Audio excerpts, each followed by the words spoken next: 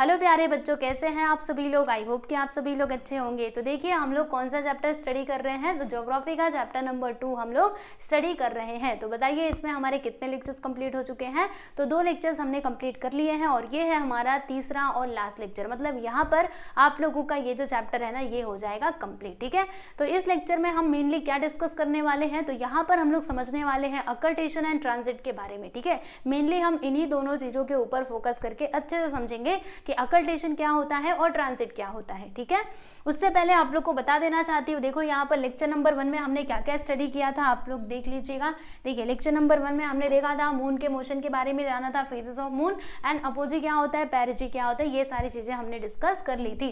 फिर उसके बाद पार्ट 2 में हमने देखा था इक्लिप्सिस के बारे में, solar Eclipse and lunar Eclipse, यानी कि सूर्य ग्रहण और चंद्र ग्रहण किस प्रकार से लगता है, ये सारी चीजें हम लोग ऑलरेडी सब कुछ डिस्कस कर चुके हैं प्यारे बच्चों। तो चलो फिर आगे बढ़ते हैं। बताइए पिछले वीडियोस नहीं देखे हैं ना, तो जाकर के देख लेना। समझ में आया, बहुत ही इंटरेस्टिंग तरीके से हम ज्योग्राफी की स्टडी कर रहे हैं। तो आपको अगर ऐसे पढ़ना है तो पढ़िए, प्लेलिस्ट में जाकर के पिछले वीडियोस को देखिएगा। ठीक है, चलिए आ जाते हैं हम लोग आगे। हमने यहाँ पे कैरेक्टरिस्टिक्स भी देखे थे सोलर इक्लिप्स और लूनर इक्लिप्स के। सोलर इक्लिप्स कब होता है, ये हमेशा न्यू मून डे के दिन होता है, मतलब न्यू मून डे के दिन ही होता है, लेकिन हर न्यू मून डे के दिन नहीं होता है। वैसे ही अगर मैं लूनर इक्लिप्स की बात करूँ यानी कि चंद्र ग्रहण की, तो ये ना फुल मून डे के दिन होता है, लेकिन हर फुल मून डे के दिन नहीं होता है, ये बात भी ध्यान में रखिएगा। ठीक है, चलो भाई आगे बढ़ते हैं। हमारा मेन टॉपिक है अकल्टेशन एंड ट्रांजिट। तो ये तो हम देखेंगे ही, लेकिन उसके पहले ये जो कुछ बाकी था थोड़ा हम इसको भी समझ लेते हैं, है ना। ये पैराग्राफ हमने नहीं कवर किया था, तो एक बार हम इसको समझते हैं। देखिए बच्चों यहाँ पर क्या बातें बताई गई है कि ये जो सोलर इक्लिप्स और ये जो लूनर इक्लिप्स है ना, ये क्या है, तो ये बस एस्ट्रोनॉमिकल इवेंट है, यानी ये अंतरिक्षीय घटना है, अंतरिक्ष में होने वाली एक घटना है। ठीक है, देखो इसका ना शुभ या फिर अशुभ से कोई लेना देना नहीं है। जैसे हम बोलते हैं ना कि ग्रहण लगा तो क्या होता है, ये ऑस्पिशियस है, इनऑस्पिशियस है, मतलब शुभ है या फिर अशुभ है। इस टाइम पे बहुत सारी कहानियां भी है कि राहु केतु क्या करते हैं, इनको काटते हैं, राइट। तो इस टाइम पे हमें खाना नहीं खाना चाहिए, सोना नहीं चाहिए, राइट। और जब ग्रहण खत्म होता है तो हम लोग इसको मतलब इसके बाद क्या करते हैं, मेरे घर की मैं बात बता रही हूँ। देखो क्या होता है, जब ग्रहण लगता है ना तो उस टाइम पे हम लोग खाना वगैरह नहीं खाते हैं, और खाना जो बचा भी रहता है ना उसको मतलब जब ग्रहण खत्म हो जाता है तो फिर से हम दूसरा खाना बना करके खाएंगे, लेकिन उसको नहीं खाते। ठीक है, और फिर ग्रहण खत्म होने के बाद हम नहाते हैं, तब जाके कुछ खाना होता है तो खाते हैं। ठीक है, तो इस प्रकार से ये होता है, यानी ग्रहण को क्या माना जाता है, तो अशुभ माना जाता है। तो ठीक है, वो सब अपनी जगह ठीक है, मतलब हर चीज के जैसे आध्यात्मिक कारण भी है और ये वैज्ञानिक तो हमने देखा ही, राइट।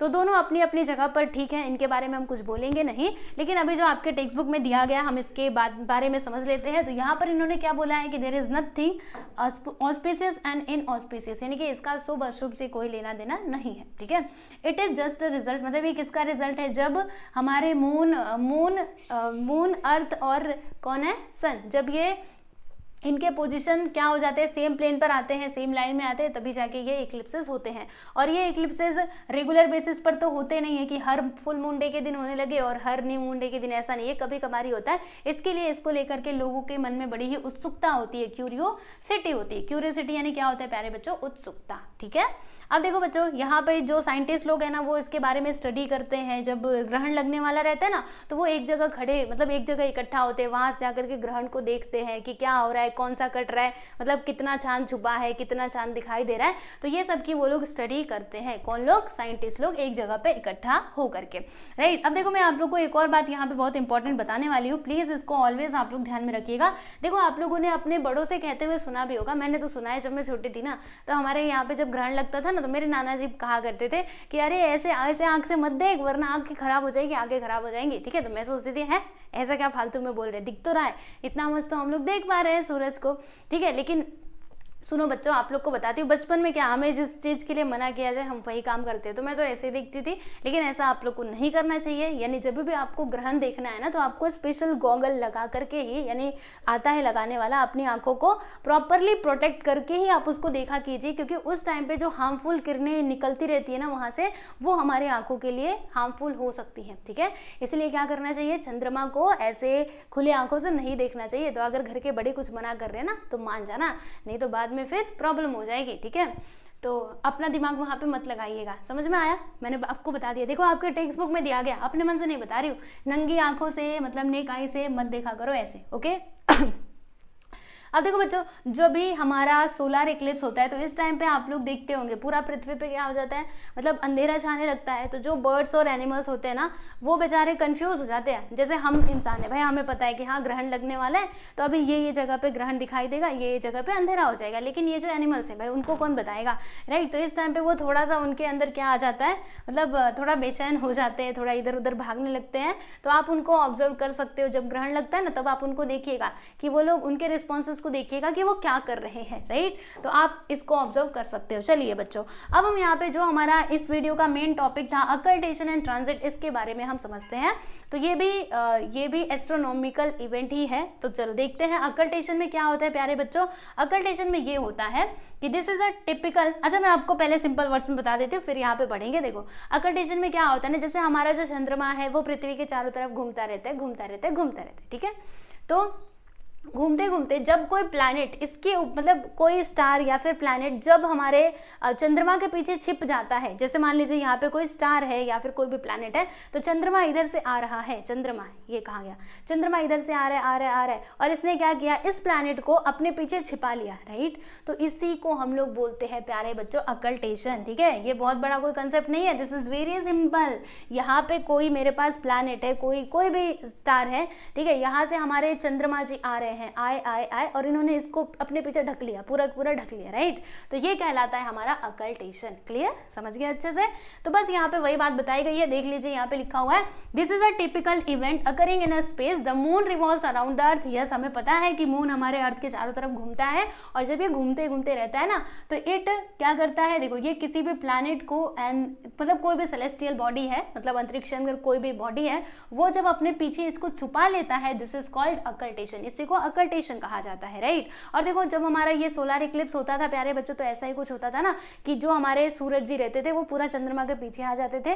तो समझ लीजिएगा ये एक टाइप का सोलर इक्लिप्स ही है, लेकिन इसको हम टोटल ये सोलर इक्लिप्स सच्ची में नहीं बोल सकते, बट ये उसी टाइप का है, ठीक है। देखो लिखा हुआ है कि the total solar eclipse is actually a kind of occultation, right. मतलब देखो टोटल सोलर इक्लिप्स में क्या होता है कि जो हमारे सूरज है वो पूरा के पूरा छिप जाते हैं, राइट, है ना, मतलब सूरज पूरा गायब हो जाते हैं। तो सेम चीज यहाँ पर भी तो हो रही है, कोई भी सेलेस्टियल बॉडी है वो इसके पीछे आकर के पूरा छिप गया, तो इसको मैंने अकल्टेशन बोला। यानी एक प्रकार से हम इसको बोल सकते हैं कि ये क्या है, ये टोटल सोलर इक्लिप्स है, ऐसा हम बोल सकते हैं, मतलब इसी का एक कोई प्रकार है, right. During this the sun disk gets hidden completely because of the moon. Okay चलो भाई, अब हम यहाँ पे बात करते हैं ट्रांजिट की। अब ट्रांजिट क्या होता है प्यारे बच्चों, ये जो आप देख रहे हैं ना, ये देखो ये छुटकू है ना, एक बिंदु जैसा आपको दिखाई दे रहा है, तो ये क्या है, ये ट्रांजिट है। मतलब ट्रांजिट में क्या होता है ना, जैसे कि ये हमारा क्या है, ये हमारे सूरज जी, अब सूरज के सामने से कोई एक प्लैनेट मरकरी या फिर वेनस जैसा कोई इनर प्लैनेट है, राइट, अगर वो यहाँ से होकर के पास होता है, मतलब वो यहाँ से होकर के पास होता है, तो यहाँ पर ना हमें एक ऐसा डॉट जैसा ऐसा जाते हुए दिखाई देगा सूर्य के ऊपर से, राइट। तो यही तो कहलाता है ट्रांजिट, बस। और ये एक टाइप का क्या है, सोलर इक्लिप्स है। ओके सोलर इक्लिप्स, एक मिनट रुकना, तो हाँ ये भी एक टाइप का क्या है बच्चों, सोलर इक्लिप्स ही है, क्योंकि सोलर इक्लिप्स में भी तो ऐसा ही होता था। ओके चलो, यहाँ पर हम लोग जो बातें लिखी गई हैं उसके बारे में हम थोड़ा सा यहाँ पे चर्चा कर लेते हैं प्यारे बच्चों।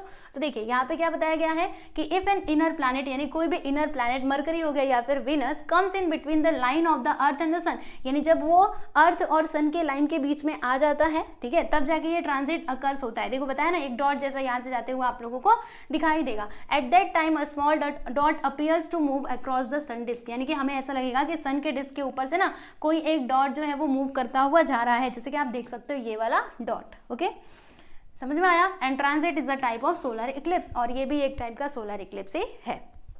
ओके तो ये था बच्चों transit and occultation. I hope it is clear, है ना, समझ में आया आप लोगों को। यस तो फाइनली खुश हो जाओ, यहाँ पे हमारा चैप्टर नंबर 1 होता है कंप्लीट। चैप्टर नंबर 1 भी कंप्लीटेड है, तो जाओ जा करके वीडियोस देखो। ओके और अब इसके बाद क्या आता है प्यारे बच्चों, इसका एक्सरसाइज आता है। तो एक्सरसाइज को लेकर के चिंतित मत होइएगा, इसका वीडियो भी आप लोगों को मिल जाएगा हमारे चैनल पर। यानी जितने भी यहाँ पे क्वेश्चन दिए गए ना, सभी के आंसर मैं आप लोगों को बताऊंगी विथ एक्सप्लेनेशन। यानी यहाँ पे आप लोग को लिखा हुआ भी मिलेगा, एक्सप्लेनेशन भी मिलेगा, तो चिंता बिल्कुल भी मत करना, सब कुछ आपको प्रोवाइड किया जाएगा। ठीक है प्यारे बच्चों, समझ में आया। अच्छा अब मुझे ना यहाँ पर मैंने पूरा लेसन आप लोगों को पढ़ा दिया, बोलो पढ़ाया कि नहीं पढ़ाया। तो जब मैंने पढ़ाया है तो सवाल पूछने का भी अधिकार मेरा है, मतलब मैं आप लोगों से कुछ सवाल भी पूछ सकती हूँ कि नहीं। ओके चलो भाई, ये एक्सरसाइज तो मैं आपको मतलब एक्सरसाइज वाला वीडियो तो आपको देखने के लिए मिल जाएगा, लेकिन अभी फिलहाल में मैं आप लोगों से एक सवाल पूछना चाहती हूँ। सोलर इक्लिप्स, राइट, बताइए इनमें से ये जो ABCD है ना, कहाँ पर सोलर इक्लिप्स होगा, बताइएगा मुझे जरूर। ABC कौन सा आंसर राइट है, इसमें होगा सोलर इक्लिप्स। मतलब सोलर इक्लिप्स यानी क्या, सूर्य ग्रहण, या फिर ये है या फिर ये है, मुझे आप जरूर कमेंट सेक्शन में बताइएगा ABC में से कौन सा आंसर राइट है, ठीक है। बस एक ही क्वेश्चन दूं या फिर दोनों क्वेश्चन दे दूं, चलो ठीक है। एक और सवाल मैंने ये देखो ये कहाँ गया, ये दूसरा का पहला सवाल मैंने दिया है। अब उसके बाद ये एक मिनट, क्वेश्चन नंबर 2 का फर्स्ट, फिर ठीक है, क्वेश्चन नंबर 2 का सेकंड क्वेश्चन देखो यहाँ पर क्या है कि the shape of sun disk at the time of annular solar eclipse, यानी जब एनुलर सोलर इक्लिप्स होता है तो बताइएगा कि सन डिस्क का शेप जो है वो कैसा होता है, ऐसा होता है, ऐसा होता है या फिर ऐसा होता है। मुझे आप जरूर ये भी कमेंट सेक्शन में बताइएगा। बहुत ही ईजी सवाल मैंने आप लोगों से पूछा है, कोई बहुत ज़्यादा डिफिकल्ट है नहीं, इट्स वेरी ईजी, तो आप लोग बता सकते हो, ठीक है। बताइएगा इसमें से कौन सा आंसर राइट है, ठीक। अब मैं आपको और क्वेश्चन नहीं देने वाली, बस यही 2 सवालों के जवाब दे दीजिएगा, अच्छी बात रहेगी, ठीक है, इतने में मैं खुश हो जाऊंगी। तो चलिए बच्चों, अभी आज के लिए बस इतना ही है ना। आई होप आप लोगों को ये चैप्टर अच्छे से समझ में आया होगा। तो बताओ, अच्छे से समझ में आया ना, तो मुझे आप कमेंट करके जरूर बताइएगा प्यारे बच्चों। और हमारे टेलीग्राम चैनल का लिंक मैं आप लोग को डिस्क्रिप्शन बॉक्स में दे दूंगी, यहाँ से आप लोग टेलीग्राम चैनल को ज्वाइन कर सकते हैं, क्योंकि वहाँ पर आप लोग को सारे नोट्स मिल जाते हैं। इसके अलावा ये हमारा ऐप है, आप इसको भी डाउनलोड कर लेना, यहाँ पे आप लोगों को हमारे साथ पढ़ने का मौका मिलेगा, और जो भी स्टडी मटेरियल्स है वो सब कुछ हमारे एप्लीकेशन में मिल जाएगा। एप्लीकेशन का नाम क्या है प्यारे बच्चों, SK क्लास, इसे आप प्ले स्टोर से डाउनलोड कर सकते हैं, ठीक है। और अगर आप लोग इंस्टाग्राम पे हमें फॉलो करना चाहते हैं तो यस, ये हमारे इंस्टा ID है, आप यहाँ पर भी हमें फॉलो कर सकते हैं, ठीक है। चलो भाई, अब चला जाए, चैप्टर नंबर 2 तो कंप्लीट हो गया, पढ़ो अच्छे से। और कोई चैप्टर चाहिए तो प्लेलिस्ट में जाकर के देखो। मिलते हैं नेक्स्ट वीडियो में, ध्यान रखिएगा अपना और बहुत अच्छे से पढ़ाई करो, ओके। चलो बाय एवरीवन।